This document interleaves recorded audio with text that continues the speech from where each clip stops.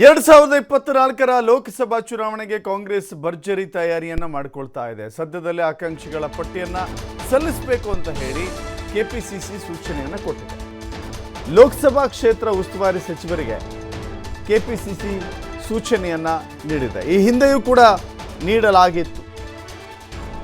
ಲೋಕಸಭೆಯ ಚುನಾವಣೆಗೆ ಆಕಾಂಕ್ಷಿಗಳು ಯಾರ್ಯಾರಿದ್ದಾರೆ, ಪ್ರಭಾವಿಗಳು ಯಾರ್ಯಾರಿದ್ದಾರೆ, ಜನರ ಜೊತೆ ಒಡನಾಟ ಇಟ್ಟುಕೊಂಡಿರುವಂಥವರು, ಗೆಲ್ಲುವ ಸಾಮರ್ಥ್ಯ ಇರುವಂಥವರ ಪಟ್ಟಿಯನ್ನು ಕೊಡಬೇಕು ಅಂತ ಹೇಳಿ ಈಗ ಇನ್ನೂ ಕೂಡ ಕೆಲವಷ್ಟು ಜನ ಸಲ್ಲಿಸಿಲ್ಲ.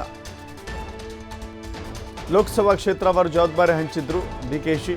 ಸ್ಥಳೀಯ ಮಟ್ಟದಲ್ಲಿ ಸಭೆಯನ್ನು ಮಾಡಬೇಕು, ಪಟ್ಟಿ ಸಲ್ಲಿಸಬೇಕು ಅಂತ ಸೂಚನೆಯನ್ನು ಕೊಟ್ಟಿದ್ದರು.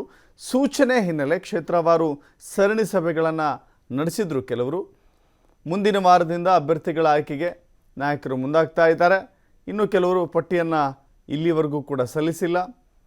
ಈ ಕಾರಣದಿಂದಾಗಿ ಸಭೆ ಮುಂದೂಡಲಾಗಿದೆ. ಎಲ್ಲ ರಾಜಕೀಯ ಪಕ್ಷಗಳಿಗಿಂತಲೂ ಕಾಂಗ್ರೆಸ್ ಅಭ್ಯರ್ಥಿಗಳ ಆಯ್ಕೆ ವಿಚಾರದಲ್ಲಿ ಕೊಂಚ ಮುಂದಿದೆ.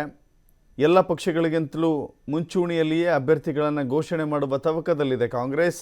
ಈ ಹಿಂದೆ ಲೋಕಸಭೆ ಚುನಾವಣೆಗಿಂತ ಮೊದಲು ವಿಧಾನಸಭೆ ಚುನಾವಣೆಯಲ್ಲೂ ಕೂಡ ಇಂಥದ್ದೇ ಸ್ಟ್ರಾಟಜಿಯನ್ನು ಮಾಡಿತ್ತು. ಇದೀಗ ಲೋಕಸಭೆ ಚುನಾವಣೆಯಲ್ಲೂ ಅದೇ ಸ್ಟ್ರಾಟಜಿಯನ್ನು ಮಾಡಲಿಕ್ಕೆ ತಯಾರಾಗ್ತಾ ಇದೆ.